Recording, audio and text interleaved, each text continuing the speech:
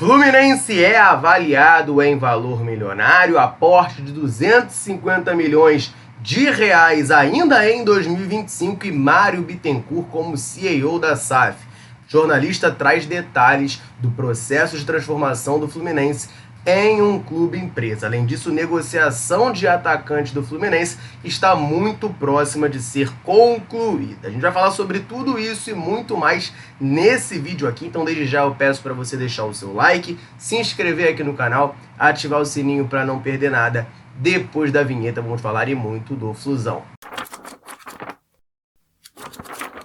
Fluminense é avaliado em valor milionário e a gente tem alguns detalhes revelados sobre a mudança do clube para se tornar uma SAF. Inclusive, tem Mário Bittencourt de CEO nessa situação. Quem traz a informação para a gente é o Lauro Jardim, colunista do O Globo, e de acordo com ele, documentos do BTG Pactual, que é quem fez todo o valuation do Fluminense, todo o estudo ali das propriedades para saber exatamente quanto custa o clube, né, qual é o valor do clube para ser vendido para um investidor.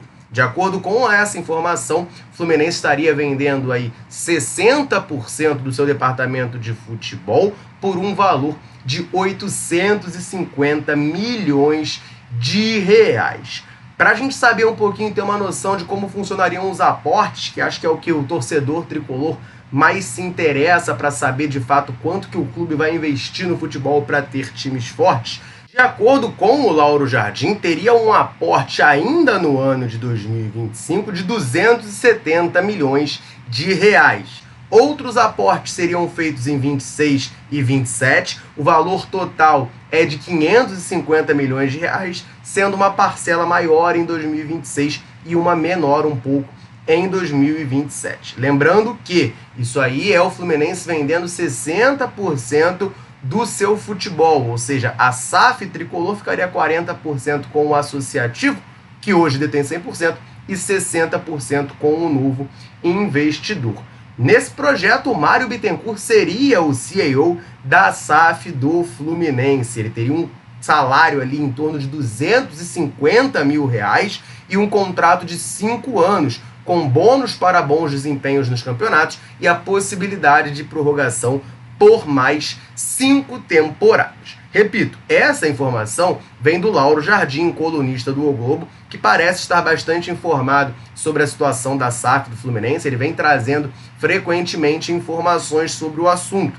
Mas eu achei um pouco curioso dois detalhes aqui, né? Eu não vou nem entrar no mérito de ser bom ou ruim, mas já ficar definido o Mário Bittencourt como esse CEO da SAF, como o Lauro Jardim dá a entender aqui, e com o salário revelado de 250 mil, eu achei isso um pouco estranho, assim, porque se você ainda não tem a proposta, e o Lauro Jardim não deu uma informação diferente disso, a informação que eu tenho é que não tem proposta oficial ainda para o Fluminense na compra dessa SAF, e o Lauro Jardim não dá uma informação diferente, então vou partir desse princípio. Se você não tem proposta, você não sabe quem vai investir no clube ainda, isso não ficou definido.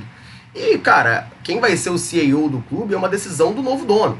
O cara que comprar o Fluminense, seja ele quem for, André Esteves, Jorge Paulo Lemann, Fundo Soberano da Arábia Saudita, Central Fluminense, quem comprar o Fluminense decide o CEO. Então já está pré-definido, Mário Bittencourt, com esse salário já revelado, e eu achei um pouquinho estranho, né? Talvez tenha algumas informações aí que a gente não esteja sabendo nesse momento. Mas o aporte inicial de 250 milhões para 2025 é algo que dá uma empolgada, claro, na torcida, porque é bastante dinheiro, uma injeção grande financeira que o clube teria ainda para essa temporada, para chegar fortalecido no Super Mundial de Clubes. Vamos aguardar as cenas dos próximos capítulos. A gente falou em vídeo ontem aqui de toda a treta política rolando lá no clube. Vai ter uma reunião convocada pelo Mário Bittencourt com o Conselho Deliberativo para apresentar os detalhes dessa SAF do Flusão.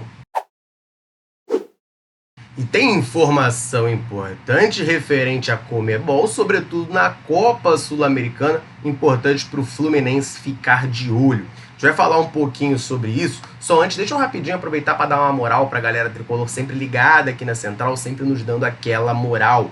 Em todo vídeo eu convido você que está assistindo a comentar aqui embaixo, falar o seu nome, de onde você acompanha a Central Fluminense. A gente gosta demais de saber até onde nesse mundo gigantesco a Central alcança. Galera sempre chega junto, comenta e sempre que a gente pode, a gente vem aqui e manda aquele abraço.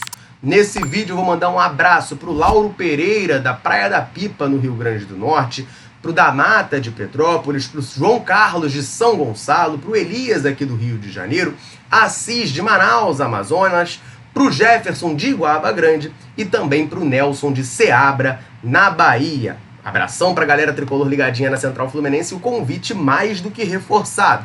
Você quer que a gente mande um abraço, um salve, cite o seu nome em algum vídeo aqui da Central Fluminense? Então comenta aqui embaixo, me fala o seu nome e de onde você está nos assistindo. Combinado? Quero falar aqui sobre uma informação que é sobre o Cruzeiro, que vai jogar a Copa Sul-Americana. Ele sofreu uma dura punição da Conmebol. O Cruzeiro vai ficar os 2 primeiros jogos da competição sem torcida, portões fechados, e além disso teve que pagar uma multa bem alta, né? Cerca de R$1 milhão para a Conmebol. O clube foi punido por conta do uso de sinalizadores e artefatos pirotécnicos por parte da sua torcida na edição passada da competição. E aí você está se perguntando, provavelmente, né? Pô, mas o que isso tem a ver com o Fluminense? Essa notícia eu trago aqui para vocês como uma maneira de alerta, tá? E tentar, de alguma maneira, uma conscientização, ao mesmo tempo que eu faço uma crítica à Conmebol sobre a postura da torcida. Assim, eu, particularmente, sou um grande defensor das festas da torcida. Eu acho que tem que ter sinalizador mesmo, fogos, eu acho que isso tudo faz parte do espetáculo e deixa tudo mais bonito. Só que, infelizmente, gente, aí, infelizmente, eu não fica a brincadeira no ar, mas, infelizmente, não sou eu que dito as regras, né? Quem dita as regras é a Conmebol. E a Conmebol proíbe isso. E agora, com esse caso do Cruzeiro, uma punição drástica, a gente vê, 2 jogos sem público no estádio, uma multa de R$1 milhão, é algo que atrapalha bastante o clube. O Cruzeiro vai perder a força da sua torcida em 2 dos 3 jogos que ele tem como mandante na fase de grupos do torneio. Então fica o alerta para a torcida tricolor, né, que a Conmebol está punindo com rigor esse tipo de situação. O que eu acho uma grande pena, porque quando a gente vê lá o sorteio da Conmebol, vídeos promocionais da Conmebol, eles fazem questão de botar lá a torcida fazendo festa, né, sinalizador, fogos, aquela coisa que acontece muito, sobretudo com o time argentino, né, daquele papel higiênico que eles jogam e tal, que faz uma faixa assim, que é uma coisa bastante bonita visualmente falando. Eles adoram usar nos vídeos promocionais, mas na hora H eles acabam punindo os clubes, então fica o alerta aqui, o Cruzeiro vai ficar os 2 primeiros jogos da Copa Sul-Americana sem torcida no estádio. E se ontem o Walter Casagrande estava subestimando o Fluminense na Copa Sul-Americana, hoje é a vez de falar de um outro ex-jogador, também ex-jogador do Corinthians, por coincidência, que também hoje é jornalista, apresentador, e falou sobre agora a Copa do Mundo de Clubes e deu uma subestimada no Fluminense. Eu tô falando do craque Neto. Craque não, né? Craque é o nome artístico dele. Do Neto, né? Eu não sou tão íntimo assim, não acho ele tão craque pra ficar chamando de craque Neto. Do Neto, tá? Que é apresentador da Bandeirantes e falou um pouquinho sobre a Copa do Mundo de Clubes, né? 4 clubes brasileiros vão disputar. Fluminense, claro, Flamengo, Botafogo e Palmeiras.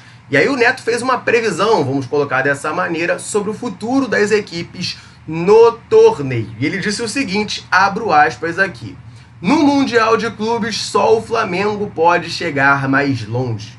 Fluminense, Botafogo e Palmeiras, esquece. Só o Flamengo pode chegar à semifinal ou final. Ainda não sei. Essa foi a declaração do Neto e assim, vamos ser sinceros aqui, tá? O que me incomoda, na verdade, é a supervalorização do Flamengo nesse Super Mundial, porque o Flamengo, é verdade, agora, principalmente com a saída ainda não 100% confirmada do León e a entrada do Alajuelense da Costa Rica, o grupo do Flamengo ficou mais acessível e mais viável deles passarem de fase. Perfeito, eu acho que o Flamengo passa de fase sim, né? E aí, dependendo do chaveamento, pode chegar numas quartas de final. Eu acho que a situação do Fluminense, por exemplo, é semelhante. A gente tem um grupo acessível, tá? Dentro do que a gente poderia ter de opções, foi um dos melhores grupos possíveis. O Fluminense enfrenta o Borussia Dortmund, que é um clube europeu que tem sua força, vai ser um jogo difícil. E enfrenta o Ulsan Hyundai e o Mamelodi Sundowns. O Ulsan da Coreia, o Mamelodi da África do Sul. Beleza, são clubes que são difíceis, vão ser jogos difíceis, não tem jogo fácil nesse Mundial.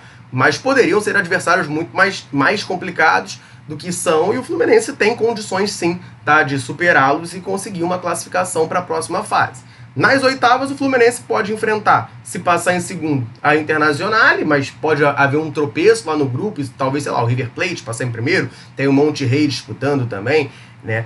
Enfim, o Fluminense pode pegar um Monterrey ou um River Plate nas oitavas de final, não seria nada absurdo. E, novamente, adversários difíceis, mas não é nenhum absurdo pensar no Fluminense passando de fase e chegando numas quartas de final. Que aí sim, provavelmente vai ser um time bem mais difícil, europeu mais forte, que aí talvez fique um pouquinho complicado da gente avançar. Mas eu não entendi essa declaração. O Palmeiras também tem um grupo que é relativamente acessível para passar de fase, tem Porto, Al-Ahly e o Inter Miami, né? Um grupo que eu acho bem equilibrado. Então, assim, não seria nenhum absurdo o Palmeiras passar até em primeiro nesse grupo.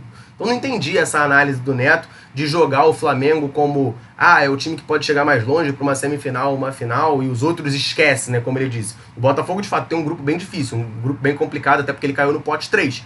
Mas, enfim, o Botafogo eu acho que é uma situação um pouquinho mais complicada. Mas Fluminense e Palmeiras não acharia nenhum absurdo chegar nas quartas de final, assim como não é nenhum absurdo o Flamengo chegar. Das quartas pra frente, aí sim eu já acho que para todos os times, incluindo o Flamengo, eu acho que vai ser bastante difícil. Claro, a gente como tricolor vai estar na torcida pro Fluminense conseguir fazer história e ir o mais longe possível, quem sabe, ser campeão do Mundial. Sonhar é de graça, o Neto acha que a gente pode esquecer. Eu, sinceramente, não vou esquecer não, e vou ficar pelo menos sonhando. Isso pelo menos ainda, por enquanto, eu posso. Negociação de atacante do Fluminense está muito próxima de ser concretizada. Vamos falar um pouquinho sobre isso, só antes lembrar você ligadinho aqui na Central de correr no comentário fixado desse vídeo. Lá você vai encontrar o link do canal da Central Fluminense no WhatsApp. Nesse canal você fica por dentro de tudo que acontece com o Flusão na palma da sua mão, diretamente no seu celular. Para fazer parte é muito fácil e muito simples. Você corre no comentário fixado, lá vai ter um link. Você vai clicar nele, vai abrir automaticamente no seu WhatsApp o link, né, o canal da Central Fluminense no WhatsApp. Você vai procurar o botão seguir, geralmente fica no canto superior direito da sua tela, vai clicar lá e dessa maneira fácil, automática e 100% gratuita, você começa a receber tudo o que acontece com o Flusão na palma da sua mão, diretamente no seu celular. Combinado? Espero você por lá. Negociação de atacante do Fluminense está muito próximo de ser concretizada oficialmente. A informação quem traz pra gente é o jornalista Neto Horácio, que dá conta de que o Lelê desembarcou ontem à noite lá em Fortaleza a fim de assinar seu vínculo com o Ceará. O Ceará subiu novamente para a primeira divisão, já contratou o Pedro Raul, que inclusive fez o gol do título cearense, e agora busca o Lelê para disputar essa posição de centroavante por lá. Lelê está sendo emprestado pelo Fluminense até o final de 2025 e o Ceará vai pagar de maneira integral os salários do atacante. O Lelê, infelizmente, acabou ficando bastante sem espaço aqui no Flu, né? Ele chega em 23, depois de um destaque no Carioca, vem por empréstimo, consegue ter alguma utilidade ali durante o ano, mas a concorrência era bem difícil, né? O Germancano vivendo uma das melhores fases da sua carreira, John Kennedy voando, entrando no segundo tempo ou sendo até titular ao lado do Cano e metendo muito gol, fez o gol do título da Libertadores, ficou um pouco difícil para o Lelê ganhar o seu espaço, mas mesmo assim fazia parte da rotação do elenco do Fernando Diniz. No começo de 24, naquele time do Marcão, Lelê meteu bastante gol no Campeonato Carioca, mas acabou sofrendo uma lesão no jogo contra o Colo-Colo no Maracanã, uma lesão bem grave de joelho, ficou muito tempo parado. No começo desse ano de 2025, eu tinha expectativa de vê-lo novamente naquele time do Marcão, jogando, ganhando ritmo e, quem sabe, fazendo seus golzinhos. Mas ele acabou demorando um pouquinho mais para retornar da lesão e aí voltou a jogar já com o elenco principal do Fluminense todo reapresentado e já jogando, acabou não conseguindo ganhar muita minutagem com o Mano Menezes. Mesmo com a saída do Cauã Elias, ele continuou sem muito espaço, até porque o Everaldo foi contratado. E aí o caminho natural foi justamente essa negociação. O Lelê, então, saindo do Fluminense por empréstimo a caminho do Ceará, vai jogar uma Série A por lá. Precisa brigar pela posição com o Pedro Raul, mas desejo toda a sorte do mundo para ele. Um cara que sempre respeitou muito o Fluminense. Eu, em particular, sempre torci muito pro Lelê, até por ele ser torcedor do Fluminense, né? Sempre foi um cara que foi torcedor do Fluminense. 2022, um ano antes dele estar assinando com o Fluminense para se tornar jogador do clube, ele estava na arquibancada do Maracanã, assim como eu, assim como muitos que estão aqui assistindo, torcendo para pro Fluminense ser campeão carioca após 10 anos de jejum. Então é um cara que, assim, eu desejo todo o melhor para ele. Acabou ficando sem espaço aqui no Fluminense, mas que faça muito sucesso lá no Ceará. Claro, não contra o Fluminense, né? Pelo amor de Deus. Mas que faça muito sucesso lá no Ceará no segmento da sua carreira.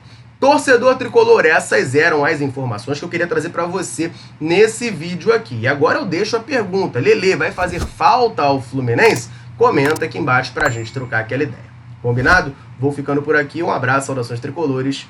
Tamo junto.